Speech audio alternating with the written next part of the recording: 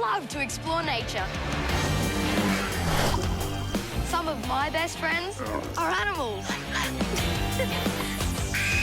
I'm Isabel Yamazaki. I love technology and inventions. Yep, I'm a geek. Hi, Giles. Hi, I'm Giles.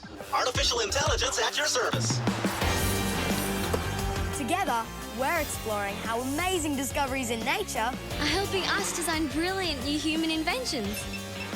new technology that will make our world a better, greener, and more amazing place to live.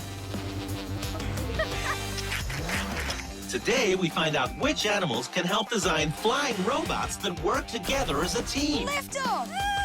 And what animals can help us create better wind farms. The answers will amaze you because they're wild but true.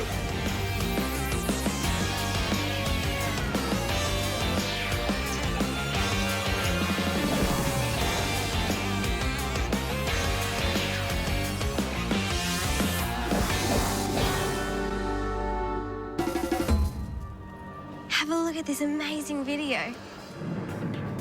It was filmed using a drone, and because drones don't have a human pilot and they're so small and inexpensive, they can film things where we've never been before. Because I wouldn't really like to be hanging out of a helicopter trying to film an erupting volcano. I wonder what they'll think of next. Ooh!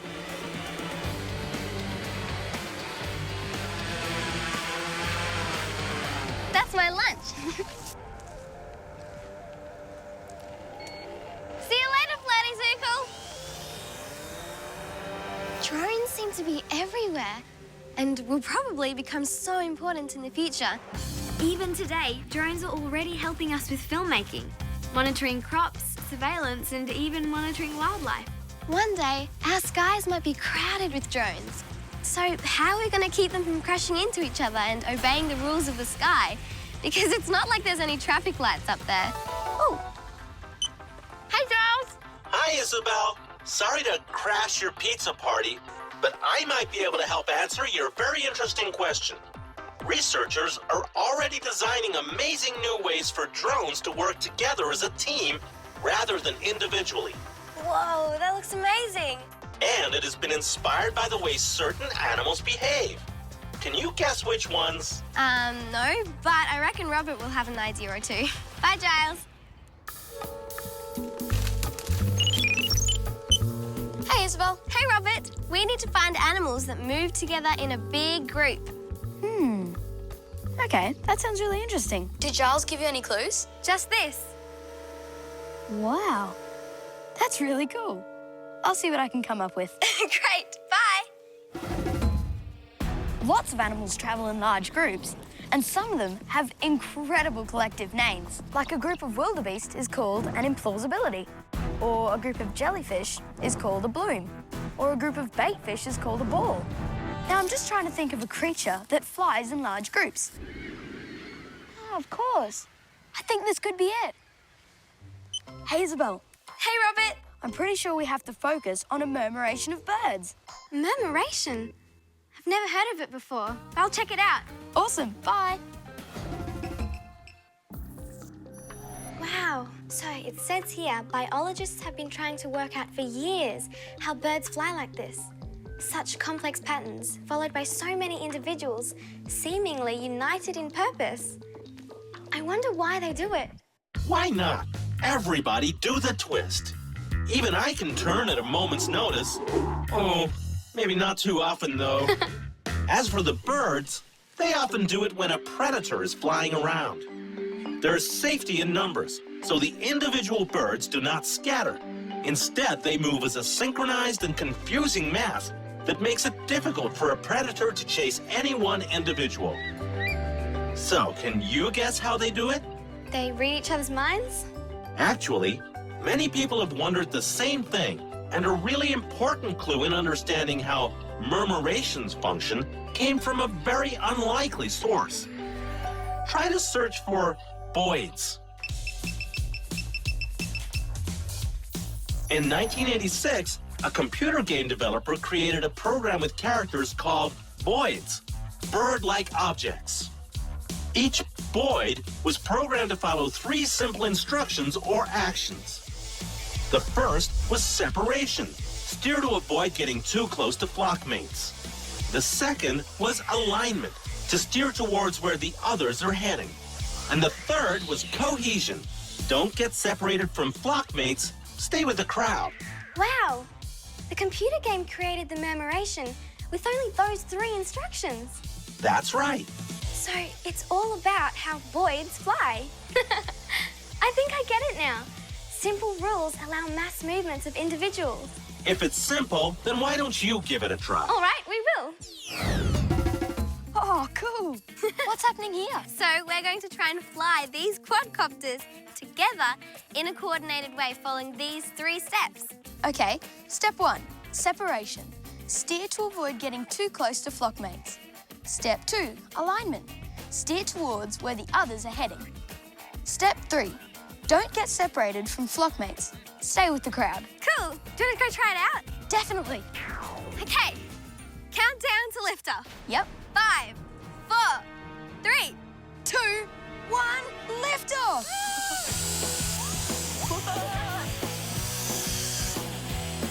So remember the 3 rules. Okay, I'll try and avoid getting too close to your quadcopter. All right, and I'll try and follow yours. And I will stick with the crowd. Oh. Oh! Oh. Oh, it crashed. Well, I think we broke rule number 1, separation. Yeah. We might need a little bit more research before we hit the skies again. I think so too. What do you think went wrong? Was it our poor flying? Maybe. Because it is really hard to precisely fly those things when you're on the ground. A bit like trying to herd elephants. You're actually missing something crucial. The additional hardware that makes the quadcopters autonomous. You mean they have their own sensing abilities? Yes. Have a look at the amazing things the latest quadcopters are managing to do without being steered by a human. Whoa. It's like a circus performer. Who's controlling it? Nobody is controlling it. These robots are autonomous. That's amazing. They're playing music. These quadcopters are all working as a team by being aware of what each of the other quadcopters are doing, much like a murmuration of birds or boids. Wow. You should meet Vijay Kumar, who created these amazing cooperative quadcopters. He's waiting for you online. Okay. Hi, Dr. Kumar. We've been watching what your synchronized quadcopters can do, and they are amazing. Were you inspired by what bird flocks can do?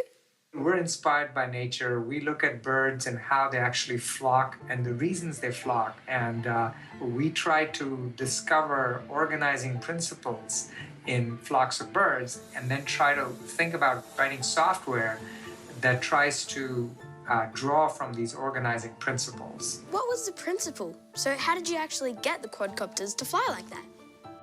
Well, how do humans figure out how to balance? We have a sensor behind our ears, which essentially allow us to measure the head angle and the direction of gravity.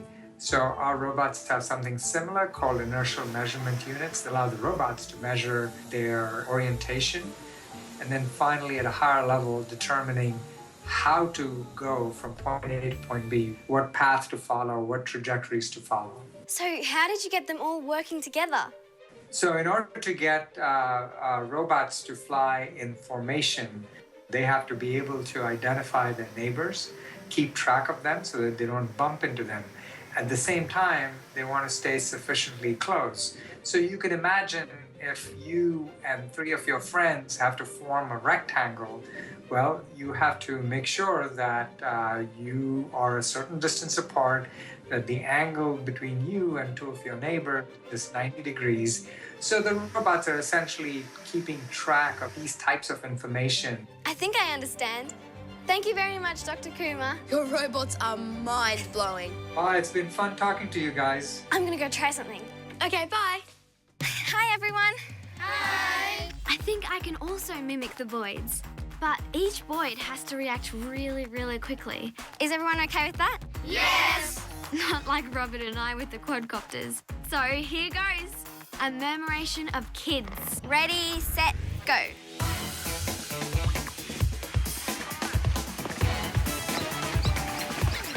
So we're still sticking to the 3 rules: separation, alignment, and cohesion.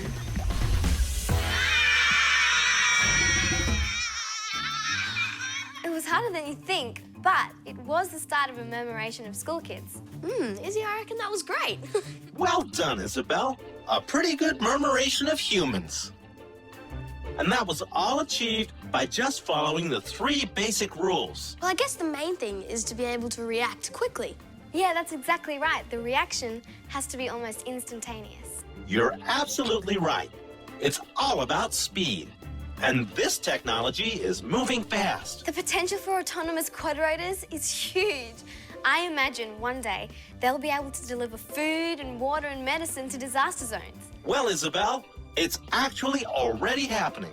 This footage is the point of view from a quadcopter as it delivers medicine to a health clinic in Haiti. That's incredible. Imagine what else they could do. Well, Grasp Labs are working with the quadrotors aid construction so they can actually build together. It's incredible to see how much quadrotors move like a swarm of birds. And it's not just the movement of birds they're following. Look at this. Not only will the robots fly together in formation, they'll be able to pick things up when they're really powering along. Just like the eagle and other raptors. That's pretty cool. It's funny, isn't it? We started out looking at murmurations, which are often caused by eagles and raptors chasing bird flocks. So it turns out the techno-murmurations may be turning the tables on raptors. That would be wild. And not very untrue.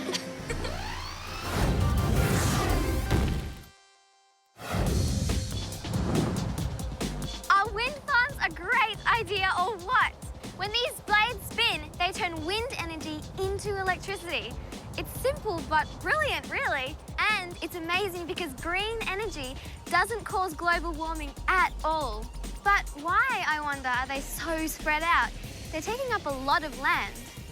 And I wouldn't like to be a bird around here either. Imagine flying into one of those spinning blades. Ooh. Hey, Giles. I'm happy to report, Isabel, that there might soon be some fabulous developments which should make birds safer too. Oh, well, that's good to hear. The turbines at this wind farm are spread out for one main reason. If they're too close together, they mess up the wind for the next turbine. So, they're kept spaced out to increase efficiency. Oh, so there's no way to group the turbines closer together? Well, actually, it looks like there might be. Really? How? Huh, I can't give it away that easily. Okay. Well, can you give me a hint, please? A small one. As always, nature is the master designer. There are creatures that are experts at moving together in harmony, and very energy efficiently. Here is how they have influenced a new generation of farming wind. Okay, well, I've got to talk to Robert. Bye, Giles. Oh.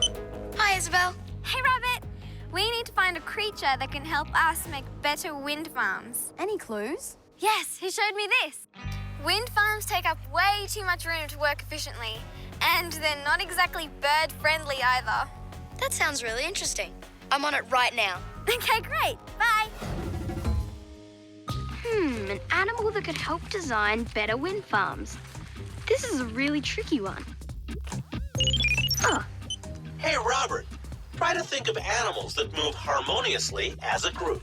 animals that move harmoniously in a group. Like wild horses. I know they definitely do. That's a very good suggestion. Why don't you see what other animals you can find? All right, I'll go find some more. Look at all these soldier crabs. There's millions of them. The floor's just moving with them. Now, these guys certainly do move harmoniously in a group. But can they help with the wind farm? Not so sure. Let me see what I can find. Oh, birds, of course.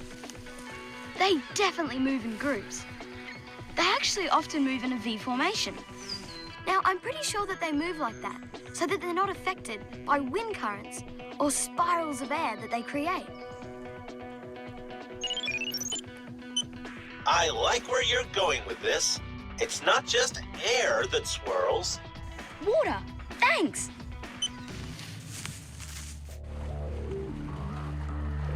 I reckon that the last clue from Giles means that I have to find an animal that swims efficiently and in harmony. Most fish are amazing swimmers and very efficient, and sometimes they all swim together. In fact, what about that? Look at those guys swimming around and around. It's just like a wind turbine. That must be it. Fish schools definitely swim in perfect harmony. Maybe this is what we should be looking at. I'd better go tell Isabel. Hey, Robert. Hi, Isabel. I think I've got it. Well, fill me in. I reckon fish schools have the answer. Something to do with the way they move around in circles. Okay, I'll check it out. Bye. Schools of fish and the way they move. Interesting. This is beautiful. There are so many fish. Look at the donut shape they're making. It must have something to do with the circular motion. The fish are all moving in a circle, like the wind farm propellers. So it's something to do with spinning. Something to do with centripetal force. What are you up to, Isabel? Let's see what happens when I put the ball on the tray. Amazing! A whole lot of zilch. Nothing, because there's no energy, no force, no movement. But now let's see what happens when I spin the tray. The ball started moving towards the edge because there's no centripetal force pulling it towards the center. I sort of follow. Oh! Hey, Isabel. Hey, Robert, I've got an idea. It's about centripetal force. Can you meet me at the pool? Okay, bye. Okay, great. I'll see you soon.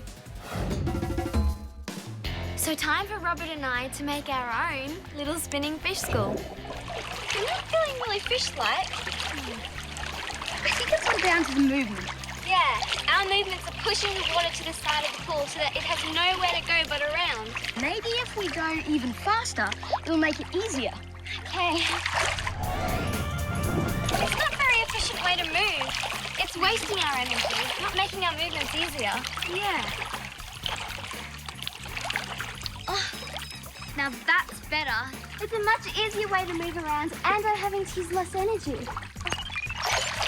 Hey, Giles. Hey, Giles. Robert and Isabel, I am sorry to inform you that centripetal force is not the answer. But you're onto something with the easy ride on a current. Come back to the lab and I'll help you along in a different direction. Thanks. Bye. Have you ever watched a bike race? Yeah, they move really fast. Why do you think the cyclists are riding so close to each other? I don't know, but it doesn't look like the safest thing to do. Well, it's not exactly. The pile-ups are legendary.